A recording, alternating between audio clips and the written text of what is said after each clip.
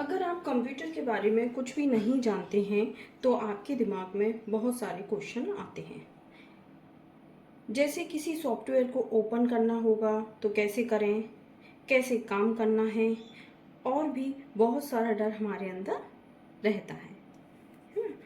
तो नमस्कार, स्वागत है आपका कंप्यूटर मास्टरनी चैनल में। इस वीडियो में मैं आपको कंप्यूटर चलाना सिखाऊंगी।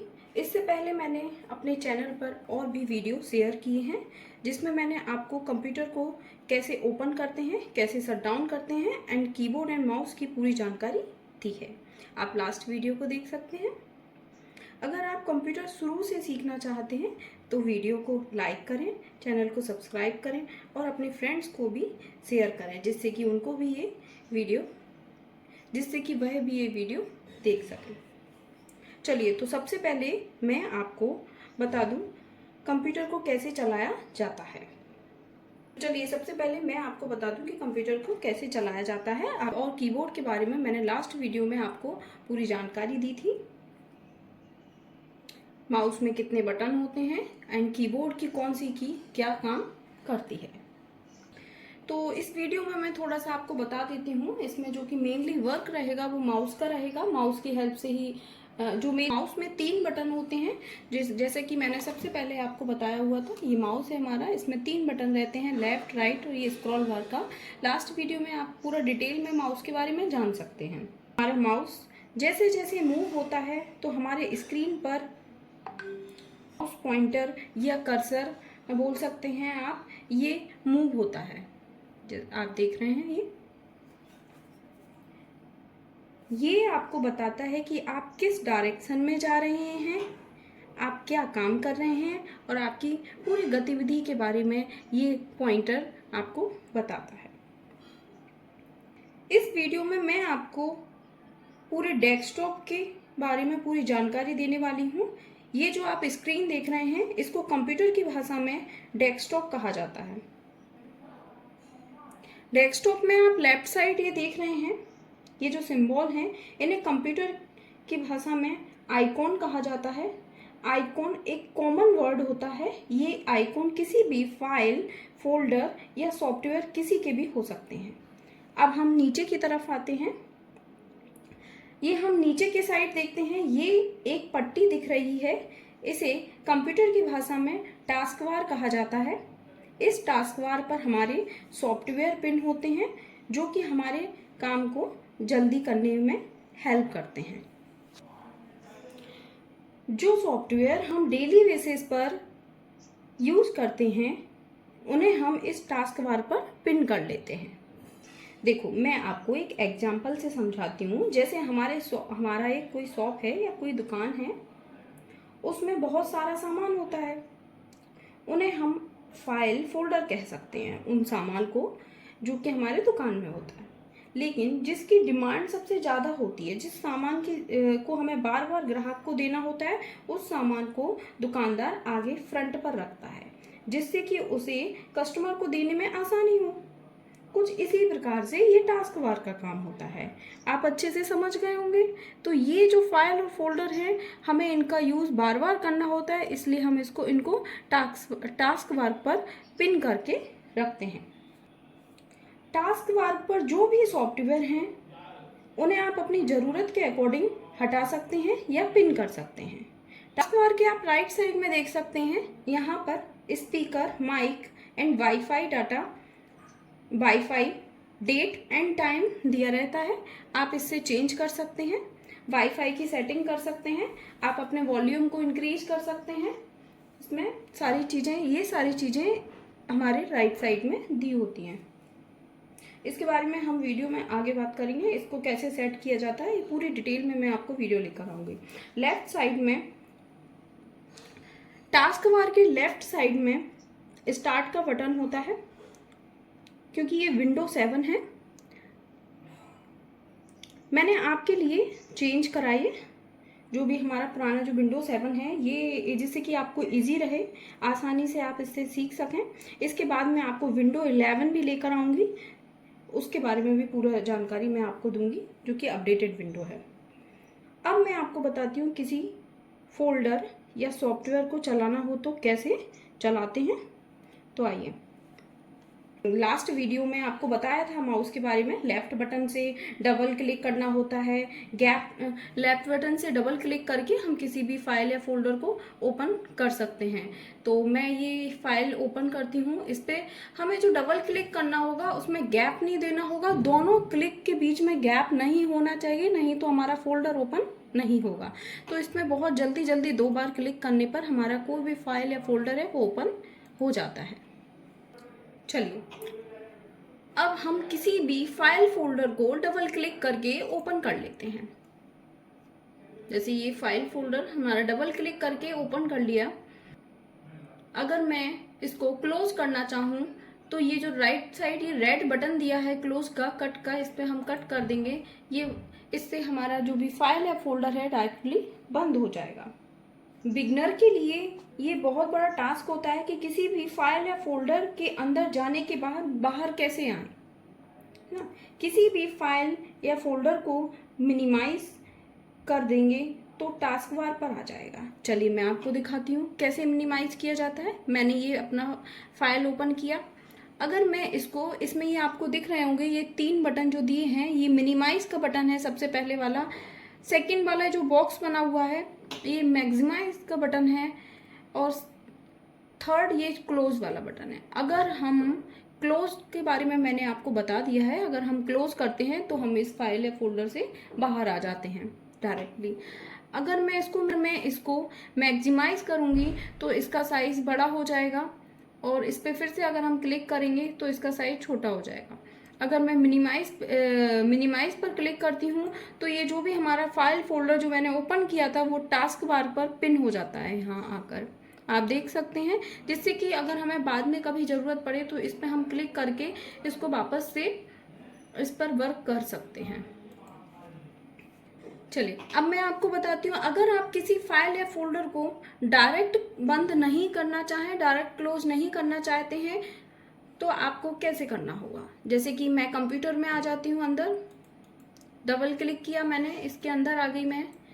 अब मैं इसके अंदर जो भी ड्राइव बनी हुई है मैंने इस पर डबल क्लिक किया। किसी में फोल्डर में मुझे कुछ काम है, मैं इसके अंदर आ गई।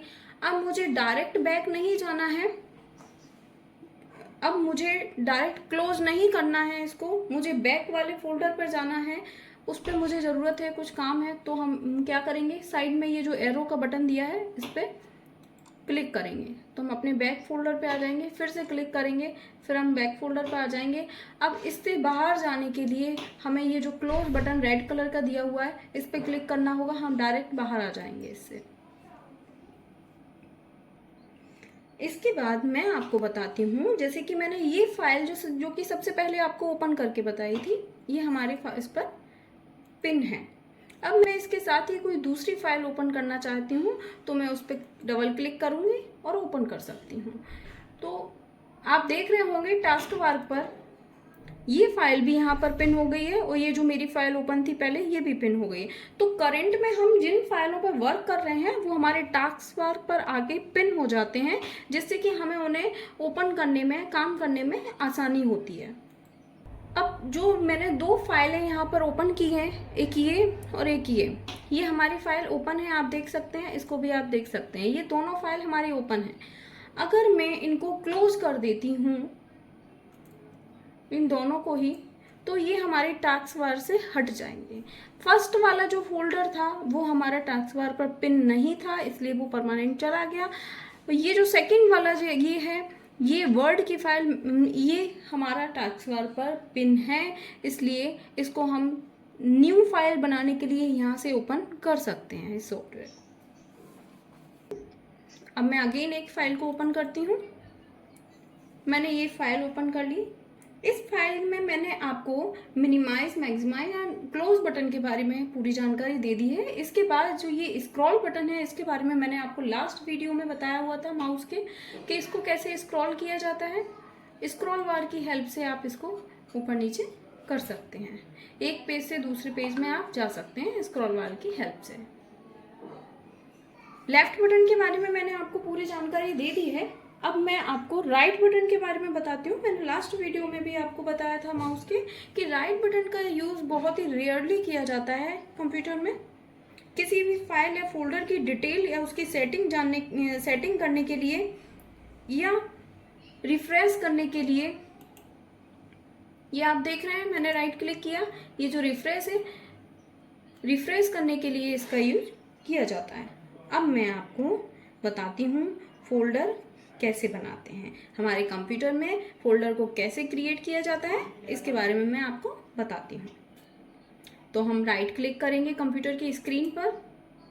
राइट क्लिक करने पर आप देख रहे हैं ये जो विंडो ओपन हो गई है, ये जो मेन्यू है, इसमें आप न्यू पर आएंगे, फोल्डर पर जाएंगे। न्यू पर आने के बाद आप देख रहे हैं, न्यू पर आने के बाद फोल्डर पर जाएंगे। आप जैसे ही फोल्डर पर क्लिक करते हैं तो आपका जो फोल्डर है वो क्रिएट हो जाएगा। इसके बाद जो फोल्डर हमारे पास क्रिएट होके आता है उसका बाय डिफॉल्ट नेम आता है, क्योंकि आप देख रहे हैं न्यू फोल्डर। अगर मल्टीपल फोल्डर है तो उनका काउंटिंग आ जाएगा यहाँ पे 1 2 3 4 इस तरीके से। ये बाय डिफॉल्ट नेम कंप्यूटर के साइड से आता है न्यू फोल्डर। अगर आप इस फोल्डर का नेम चेंज करना चाहते हैं तो आप कैसे करेंगे? माउस को लेकर जाएंगे, राइट क्लिक करेंगे इस फोल्डर पर। राइट क्लिक करने के बाद ये जो विंडो ओपन होगी इसमें आप सबसे लास्ट में आएंगे, देखेंगे रीनेम करके एक बटन दिया हुआ, रीनेम करके एक दिया हुआ है। इस बटन पे आप क्लिक करेंगे तो इस तरह से कुछ आ जाएगा। कीबोर्ड की हेल्प से आप इसमें जो भी नाम है वो टाइप कर देंगे। जैसे कि मैंने इसमें टाइप किया प्रिया, तो ये जो हमारा फोल्डर का नेम क्या आ गया है यहाँ पर, प्रिया, रीनेम हो चुका है ये। किसी भी फाइल या फोल्डर को के नेम को चेंज करने के लिए, रीनेम करने के लिए आप कीबोर्ड की हेल्प से भी एक शॉर्टकट है, मैं आपको बता देती हूँ। F2 दबाने पर इसको सिलेक्ट करना होगा।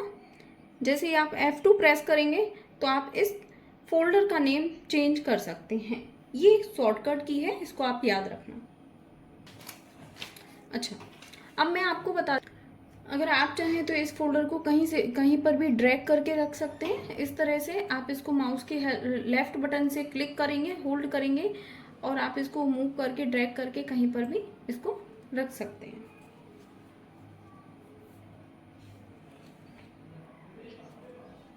अब मैं आपको बताऊंगी, हमारा फोल्डर क्रिएट हो गया है।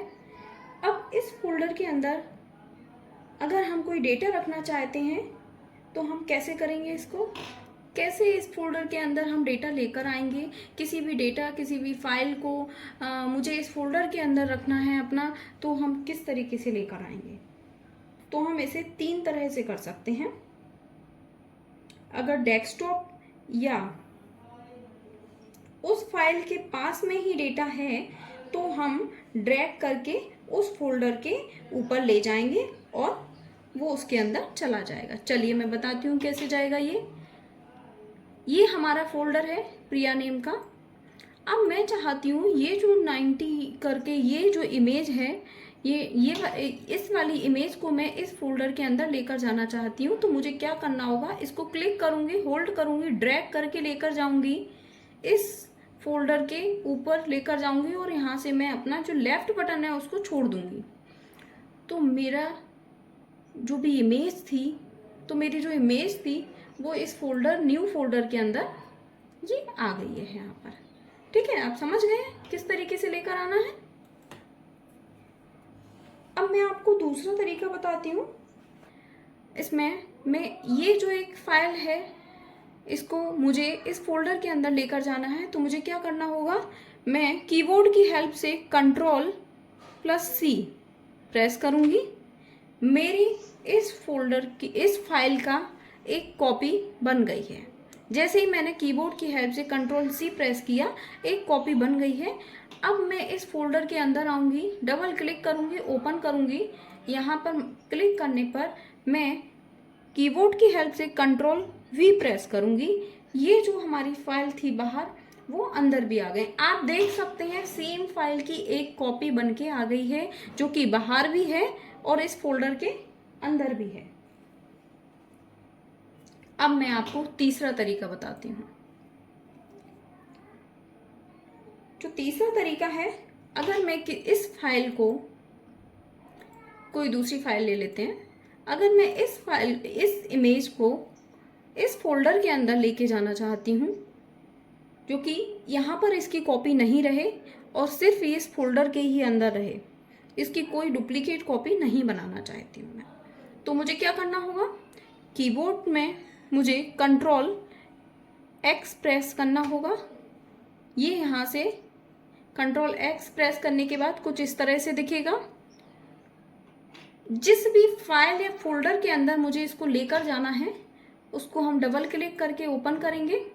उसके अंदर आने पर क्लिक करने पर कंट्रोल वी कर देंगे कीबोर्ड की हेल्प से। तो जो ये इमेज हमारी बाहर थी, अब ये इस फोल्डर में ट्रांसफ़र हो गई है और बाहर इसकी कोई भी कॉपी नहीं है। ठीक है, तो कंट्रोल सी, कंट्रोल भी और कंट्रोल एक्स में क्या अंतर होगा, क्या अंतर होता है, ये आप समझ गए होंगे। अब मैं आपको बताती हूँ कंट्रोल सी, कंट्रोल वी और कंट्रोल एक्स, ये आप अपने कीबोर्ड से तो कर ही सकते हैं, आप अपने माउस की हेल्प से भी इन्हें कैसे करेंगे, चलिए मैं आपको बताती हूँ। ये एक फाइल है, मुझे इसको कॉपी करना है। मैं राइट क्लिक करूँगी माउस से, इस पर माउस से राइट क्लिक करने पर आप देखेंगे सबसे लास्ट में एक कॉपी आएगा। ये कॉपी के बटन पर हमें क्लिक करना होगा, माउस के लेफ्ट बटन से मैंने कॉपी कर दिया। अपने फोल्डर जो मैंने बनाया हुआ था प्रिया नेम का, इसमें डबल क्लिक करने पर अंदर आऊँगी, कंट्रोल भी कर दूँगी। ये फोल्डर, ये जो फाइल बाहर है हमारी, ये इस फोल्डर के अंदर आ गई। माउस की हेल्प से कॉपी किया मैंने। चलिए अब मैं आपको बताती हूँ। कंट्रोल सी हो गया, कंट्रोल बी हो गया, कंट्रोल एक्स कैसे करेंगे माउस की हेल्प से? इसी फोल्डर पर अगर हम किसी भी इमेज पर, ये जो एक इमेज दिया हुआ है, इस पर मैंने राइट क्लिक किया और इसको कट किया, ये है कट, इसको कंट्रोल एक्स बोलते हैं। कॉपी को कंट्रोल सी बोलते हैं, कंट्रोल एक्स कट को बोलते हैं। और जो कट होने के बाद मैंने इसको कट किया, कट होने के बाद मैं वापस से इस फोल्डर के अंदर मैंने राइट क्लिक किया, तो आप देख रहे होंगे ये पेस्ट का बटन यहाँ पर इनेबल हो जाएगा। मैंने जैसे ही पेस्ट पर क्लिक किया, हमारा जो आइकॉन जो बाहर था वो इस फोल्डर के अंदर ट्रांसफ़र हो गया। चलिए अब मैं आपको बताती हूँ किसी भी फाइल या फोल्डर को डिलीट कैसे करते हैं। हम इस फाइल पर आएंगे, जो हमारी ये फाइल थी प्रिया नेम की। इस पर आने के बाद हम इसको सिलेक्ट करेंगे लेफ्ट बटन से। उसके बाद हम इस पर राइट क्लिक करेंगे। राइट क्लिक करने पर आप देख रहे हैं कि लास्ट में ये जो डिलीट का बटन आ रहा है, इस पर हमें क्लिक करना होगा। इस पर क्लिक करने पर इस तरीके का कुछ आपके पास मैसेज बॉक्स ओपन होके आएगा। Are you sure you want to move this folder to the recycle bin? अगर हम यस कर देते हैं तो जो मैंने अपना जो फोल्डर है उसको डिलीट कर दिया है अपने कंप्यूटर से। अब डिलीट होने के बाद ये फोल्डर कहाँ गया? अगर ये हमारे कुछ बहुत ही काम का फोल्डर था, बहुत ही काम का डाटा था और वो हमसे गलती से डिलीट हो जाता है, तो डिलीट होने के बाद ये कंप्यूटर में कहाँ जाता है? तो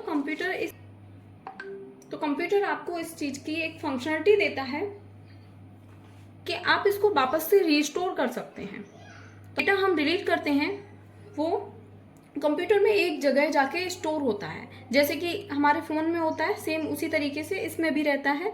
तो इसमें एक रिसाइकिल बिन रहता है, ये आजकल फ़ोन में भी आने लगा है, एंड्रॉयड फ़ोन में। इसी तरीके से ये रिसाइकिल बिन हमारे कंप्यूटर में भी दिया होता है।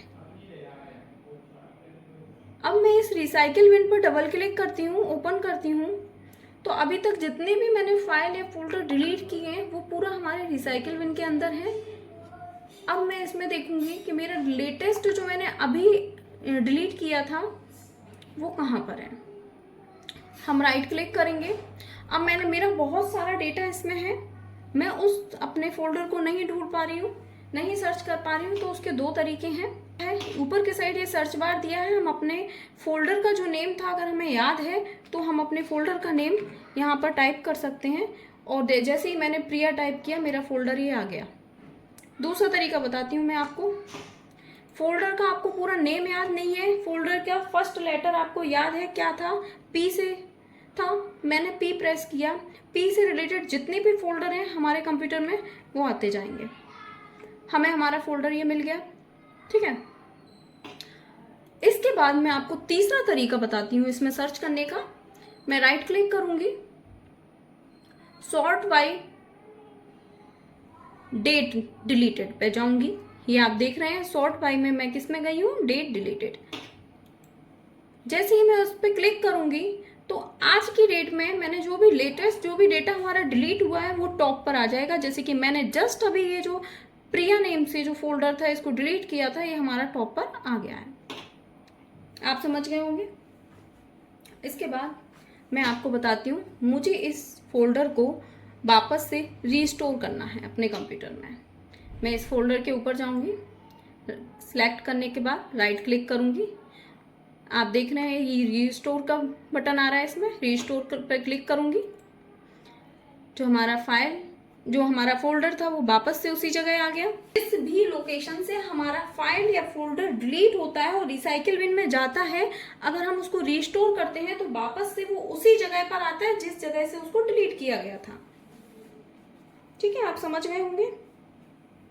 अब मैं आपको बताती हूँ, अगर आप किसी भी अनयूज्ड डाटा को अपने सिस्टम से डिलीट करना चाहते हैं जो कि परमानेंट डिलीट होगा, तो वो किस तरीके से करते हैं उसका तरीका मैं आपको बताती हूँ। हम कीबोर्ड पर आएंगे। मैं आपको कीबोर्ड नहीं दिखा पा रही हूँ इसलिए मैं आपको बता देती हूँ। हम कीबोर्ड पर आएंगे। कीबोर्ड पर आने के बाद आपको सारी कीज की नॉलेज मैंने लास्ट वीडियो में दी थी। आप कीबोर्ड पर देखेंगे शिफ्ट एंड डिलीट। तो जिस भी फाइल या फोल्डर को, जैसे ये हमारा फाइल फोल्डर है, ये मैंने एक इमेज ले ली है, ठीक है, इसको मैं डिलीट करना चाहती हूँ। इस पर मैंने क्लिक किया, माउस के लेफ्ट बटन से मैंने इस पर क्लिक किया, सिंगल क्लिक किया। इसके बाद मैंने क्या किया, अपने कीबोर्ड से शिफ्ट प्लस डिलीट प्रेस किया।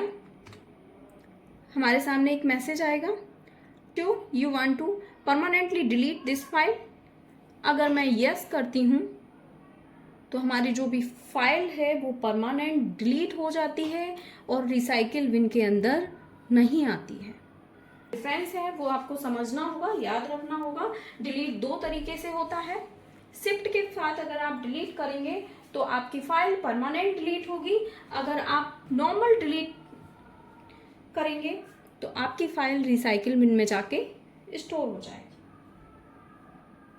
चलिए, तो मैं आपको अब आगे बताती हूँ। बता देती हूँ कि आपको माउस को कंट्रोल करना कैसे सीखना है, इसके बारे में मैं आपको बताती हूँ। तो इसके लिए एक सॉफ्टवेयर है, उसकी हेल्प से आप माउस को कंट्रोल करना सीख सकते हैं। उस सॉफ्टवेयर के बारे में मैं आगे पूरा एक वीडियो लेकर आऊँगी।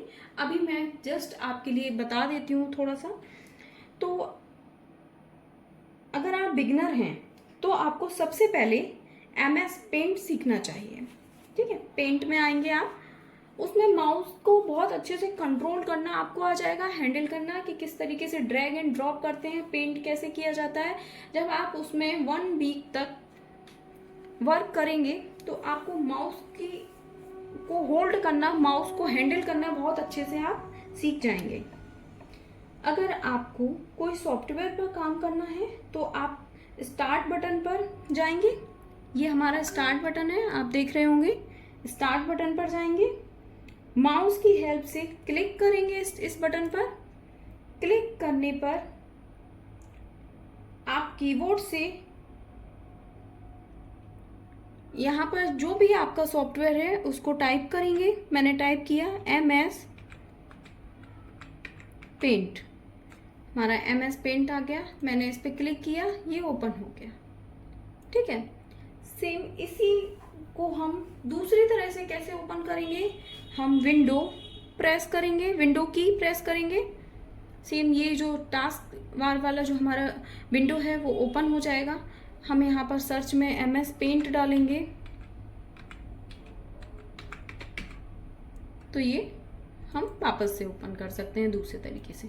तीसरा तरीका है विंडो प्लस आर प्रेस करेंगे, MS पेंट टाइप करेंगे, ओके करेंगे, डायरेक्टली हमारा ओपन हो जाएगा जो भी हम फाइल, फोल्डर या सॉफ्टवेयर ओपन करना चाहें। बाकी आप किसी भी सॉफ्टवेयर को डेस्कटॉप से डबल क्लिक करके भी ओपन कर सकते हैं, पर हम सभी सॉफ्टवेयर को डेस्कटॉप पर नहीं रख सकते, तो इसके लिए मैंने आपको विंडो आर वाला तरीका जो है वो मैंने आपको बता दिया है। इसके बाद हम ये क्लास यहीं ओवर करते हैं। मिलते हैं नेक्स्ट क्लास में। ये वीडियो हमारा काफ़ी बड़ा हो जाएगा, अगर हम आगे इसको कंटिन्यू करेंगे तो आप लोग बोर हो जाएंगे, और आज की क्लास में बस इतना ही बताना चाहूँगी। अब नेक्स्ट क्लास में हम कंप्यूटर की बेसिक जानकारी आपको देंगे, और भी ये वीडियो आप अपने फ्रेंड्स को शेयर कर सकते हैं। लाइक कमेंट शेयर करिए और अपने फ्रेंड को शेयर करें, जिससे कि आसानी से आप कंप्यूटर सीख सकें। अगर आपको ये जानकारी अच्छी लग रही है तो प्लीज़ मेरे चैनल को सब्सक्राइब करें। धन्यवाद।